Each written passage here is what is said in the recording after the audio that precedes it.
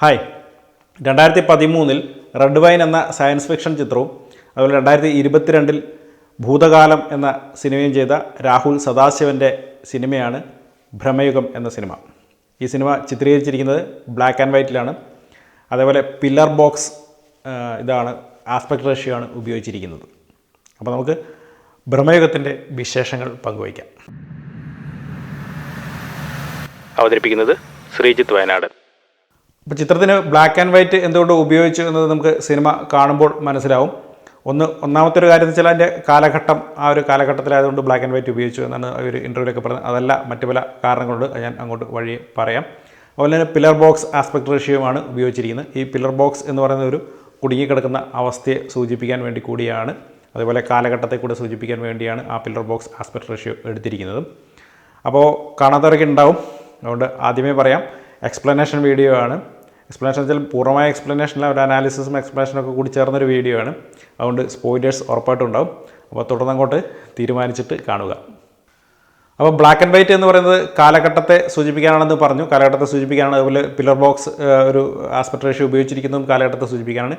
എങ്കിലും black and white എന്നതുകൊണ്ട് തന്നെ ഇരുളും വെളിച്ചവും, അധർമ്മം, ധർമ്മം, അത്തരത്തിലുള്ള പലതരത്തിലുള്ള അനീതി, നീതി, മരണം, ദൈവം, അല്ലെങ്കിൽ ആത്മാവ്, പ്രേതം, ഇങ്ങനെ പറയുന്ന പല സാധനത്തിനും ഈ ബ്ലാക്ക് ആൻഡ് വൈറ്റിൽ കൂടെ കാണിക്കാൻ കഴിയും. അതിൻ്റെ പില്ലർ ബോക്സിലാണ്. പില്ലർ ബോക്സ് എന്ന് പറയുമ്പോൾ നമ്മൾ പെട്ടുപോയിരിക്കുന്ന ഒരു ഭ്രമം, ഒരു ഭ്രമകൽപ്പന. നമ്മൾ സത്യമാണോ കാണുന്നത്, അല്ലെ ഇല്ലാത്തതാണോ കാണുന്നത്, ഈ കണ്ടോണ്ടൊക്കെ ഇരിക്കുന്നത് സത്യമാണോ എന്നൊക്കെ തോന്നുന്ന രീതിയിലുള്ളൊരു ഭ്രമകൽപ്പന. ആ ഭ്രമം എന്ന് പറയുന്ന സാധനം ഒരു അധികാരധുരയായിട്ടുള്ളൊരു ഭ്രമം, അല്ലെങ്കിൽ അങ്ങനത്തെ അധികാരത്തോടുള്ളൊരു ഭ്രമമായിട്ടൊരു ചിത്തഭ്രമമായി മാറുന്നൊരു അവസ്ഥയാണ് ഭ്രമയുഗം എന്ന സിനിമ പറയുന്നത്. മനക്കൽ കടുമൺ പോറ്റി എന്ന കഥാപാത്രമായിട്ടാണ് മമ്മൂട്ടി ഇതിൽ വരുന്നത്. നമ്മൾ മുമ്പ് കണ്ട വിധേയനിൽ കണ്ട ഭാസ്കര പട്ടേലോ അല്ലെങ്കിൽ പലരി മണിക്കത്തിൽ കണ്ട അഹമ്മദ് ഹാജിയോ അല്ലാതെ തീർത്തും വ്യത്യസ്തമായ ഒരു കഥാപാത്രമായിട്ടാണ് മമ്മൂട്ടി ഇതിൽ പോറ്റിയായിട്ട് വന്നിരിക്കുന്നത്. അപ്പോൾ നമ്മൾ പക്ഷേ ചില ഫ്ലേവറുകൾ നമ്മൾ ഇതിൽ സിനിമയ്ക്ക് നമ്മൾ മുൻപ് കണ്ട കുമാരി സിനിമയായിട്ട്, ഇപ്പം ഭൂതകാലത്തിൽ നിന്ന് തികച്ചും വ്യത്യസ്തമായിട്ടും ഒരു മലയാളത്തിൽ തന്നെ ഒരു വ്യത്യസ്തമായ ഒരു പരീക്ഷണമായിട്ടാണ് സദാശിവൻ വന്നതെങ്കിലും നമുക്ക് കുമാരിയുടെ ഒരു ചെറിയ ഫ്ലേവർ, അതേപോലെ തന്നെ സെവൻത് സീൽ എന്ന സിനിമയുടെയും ലൈറ്റ് ഹൗസ് എന്ന സിനിമയുടെയും ചില ഫ്ലേവറുകൾ ഭൂതകാലത്തിൽ ഭ്രമയുഗത്തിൽ തോന്നിയേക്കാം. ഈ പറഞ്ഞ 3 സിനിമകളുടെ ഫ്ലേവർ ഉണ്ടെങ്കിലും ഭ്രമയുഗം എന്ന് പറയുന്ന സിനിമ തികച്ചും വ്യത്യസ്തമായിട്ടൊരു സിനിമ അനുഭവം തന്നെയാണ്. മലയാളത്തിലെ ഇതുവരെ ഇല്ലാത്തൊരു പരീക്ഷണം തന്നെയാണ് ഭ്രമയുഗം എന്ന് പറയാം. എങ്കിലും ഈ മേൽപ്പറഞ്ഞ 3 സിനിമയുടെയും ഫ്ലേവർ ഉണ്ട് താനും. കാരണം ഇഗ്മൻ ബഗ്മാൻ്റെ സെവൻത് സീൽ പറയുന്നത് പ്രഭു അന്റോണിയസും മരണവും തമ്മിലുള്ള ചതുരംഗ കളിയാണ്. ഈ സിനിമയും ബ്ലാക്ക് ആൻഡ് വൈറ്റിലാണ് ചിത്രീകരിച്ചിരിക്കുന്നത്. അത്തരമൊരു സമയവും വിധിയും സ്വാതന്ത്ര്യവും പരാമർശിച്ചുകൊണ്ടുള്ള പകിടകളി പ്രമേയം ഭ്രമയുഗത്തിലും കാണാം. ദൈവത്തിൻ്റെ നിശബ്ദത, മരണം എന്ന അനിവാര്യത, അതാണ് സെവൻത് സീൽ പറയുന്നത്. ദൈവം ഉണ്ടോ ഇല്ലയോ എന്നത് തർക്കവിഷയമാണെങ്കിലും മരണമുണ്ട് എന്നുള്ളത് ഉറപ്പായിട്ടുള്ള സുനിശ്ചിതമായിട്ടുള്ള കാര്യമാണ്. ഇവിടെ കറുപ്പിനെ യുദ്ധം, പാപം തുടങ്ങിയവയുമായി കണക്ട് ചെയ്യാമെങ്കിൽ വെളുപ്പ് ദാർശനിക ബോധത്തെ കാണിക്കുന്നു. അതേപോലെ 2019 റോബർട്ട് എഗേഴ്സിൻ്റെ സംവിധാനത്തിൽ ഇറങ്ങിയ ബ്ലാക്ക് ആൻഡ് വൈറ്റ് ചിത്രം ലൈറ്റ് ഹൗസും ഈ ഒരു പ്രമേയമാണ് ചർച്ച ചെയ്യുന്നത്. വില്യം ഡാഫോയുടെ തോമസ് എന്ന ലൈറ്റ് ഹൗസ് നോക്കി നടത്തുന്നയാളും റോബർട്ട് പാട്രിസൻ്റെ വിൻസ്ലോ എന്ന അസിസ്റ്റൻറ്റ് കഥാപാത്രവുമാണ് ലൈറ്റ് ഹൗസ് നടത്തിപ്പുകാർ. ലൈറ്റ് ഹൗസ് സിനിമയും ചിത്രീകരിച്ചിരിക്കുന്നത് ബ്ലാക്ക് ആൻഡ് വൈറ്റ് ഫോർമാറ്റിലാണ്. 1:19.1 എന്ന ആസ്പെക്ട് റേഷ്യോ ആണ് ലൈറ്റ് ഹൗസിനും ഉപയോഗിച്ചിരിക്കുന്നത്. അതിലും കാലഘട്ടം, പില്ലർ ബോക്സിൽ കുടുങ്ങിപ്പോയ ജീവിതം ഒക്കെയാണ് ഉദ്ദേശിക്കുന്നത്.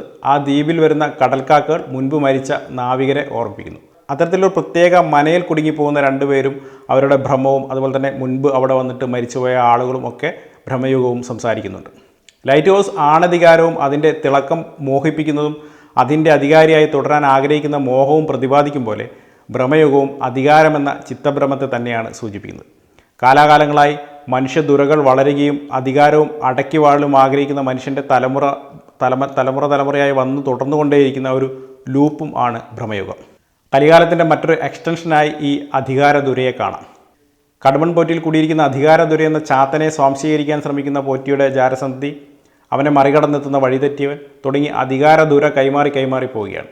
ജാതിചിന്തയുടെയും അധികാരബോധത്തിൻ്റെയും ഇടയിലും സ്വയം മറന്നുപോകുന്നവരെ ചൂഷണം ചെയ്യാൻ വരുന്ന അന്യരാജ്യക്കാർക്ക് വെറുമൊരു പ്രാന്തനായി വെടിവെച്ച് വീഴ്ത്താൻ മാത്രമായി പോകുന്ന പാഴ്ജന്മങ്ങൾ. അത്തരത്തിലൊരു മനുഷ്യ മനസ്സിൻ്റെ ദുര അവനെ തളച്ചിടുന്ന കന്മതിനുള്ളിൽ പെട്ടുപോകുന്ന അവസ്ഥ പറയുന്ന സിനിമയാണ് ഭ്രമയുഗം. ആ അധികാരധുര എന്ന ചാത്തൻ ദേഹം വിട്ട് ദേഹം മാറി തലമുറകൾ കൈമാറി മനസ്സിനെ ദുഷിപ്പിച്ച് സഞ്ചരിച്ചു കൊണ്ടേയിരിക്കുന്നു. സിനിമ ഇനിയും ഒരുപാട് ആളുകൾ കാണാനതിനോട് കൂടുതലായിട്ട് എക്സ്പ്ലനേഷൻ കൂടുതൽ വിസ്തീർണത്തിലേക്കും കടക്കുന്നില്ല. കഥാപാത്രങ്ങൾ കുറച്ചേ ഉള്ളൂ, ഒരു ചെറിയൊരു ഒരു ലൊക്കേഷൻ അങ്ങനെയൊക്കെ തന്നെയാണെങ്കിലും വളരെ മികച്ചതായിട്ട് ഇപ്പം ഒരു കാലഘട്ടത്തിൽ വരുമ്പോൾ ഉണ്ടാകുന്ന ആ ഒരു കഥാപാത്രങ്ങളുടെ സംഭാഷണങ്ങൾക്കൊക്കെ വരുന്ന നാടകീയതയോ അങ്ങനെയൊന്നുമില്ലാതെ ആ കാലഘട്ടത്തിൽ കൃത്യമായി അവരെങ്ങനെയാണ് സംസാരിക്കുന്നത് അതുപോലെ തന്നെയുള്ള സംസാരങ്ങൾ അങ്ങനത്തെ പ്രശ്നങ്ങളൊന്നുമില്ലാതെ നമുക്കത് അതുപോലെ തന്നെ ബ്ലാക്ക് ആൻഡ് വൈറ്റ് ആയിട്ട് സിനിമ കാണാൻ പോയി കഴിയുമ്പോൾ ബ്ലാക്ക് ആൻഡ് വൈറ്റ് ആണ് എവിടെയെങ്കിലും ഒരു കളർ കാണണമല്ലോ അങ്ങനത്തെ രീതിയിലൊന്നും തോന്നാത്ത രീതിയിലുള്ള മേക്കിംഗ് തന്നെയാണ്. അതുതന്നെ പോറ്റിയായിട്ട് മമ്മൂട്ടി ഭാവപ്രകടനങ്ങൾ കൊണ്ടും അഭിനയം കൊണ്ടുമൊക്കെ വളരെ മികച്ച പ്രകടനം തന്നെയാണ് കാഴ്ചവെച്ചിരിക്കുന്നത്. ആര് ശരി ആര് തെറ്റ്, ജീവിതം, മരണം, അതുപോലെ തന്നെ വിധി, ഇത്തരത്തിലുള്ള അനീതി, ധർമ്മം, ഇത്തരത്തിലുള്ള ഈ കറുപ്പും വെളുപ്പും കളികൾ, ഈ രണ്ട് കോൺട്രാസ്റ്റുള്ള രണ്ട് സാധനങ്ങളുള്ള അതിനെ വരുന്ന എല്ലാ ഫോർമാറ്റുകളും അങ്ങനത്തെ ഒരു ഫോർമാറ്റിന് വെച്ചിട്ട് നമുക്ക് എന്തിനെയൊക്കെ കണക്ട് ചെയ്യാൻ പറ്റും ആ സാധനങ്ങളൊക്കെ നമുക്ക് ഈ സിനിമയുമായിട്ട് കണക്ട് ചെയ്യാം. അത്തരത്തിലുള്ള എല്ലാ ചിന്തകളും നമ്മുടെ മനസ്സിലേക്ക് വന്നു പോകുന്നൊരു വൺ ടൈം തിയേറ്റർ വാച്ചബിൾ മൂവിയാണ് ഭ്രമയുഗം. എങ്കിലും ഭൂതകാലത്തിൻ്റെ തട്ട് താണു തന്നെ ഇരിക്കുമെന്നാണ് എൻ്റെ പേഴ്സണൽ ഒപ്പീനിയൻ. അപ്പോൾ നമുക്ക് മറ്റൊരു സിനിമയുടെ വിശേഷമായി വീണ്ടും കാണാം. അതുവരെയും ബൈ.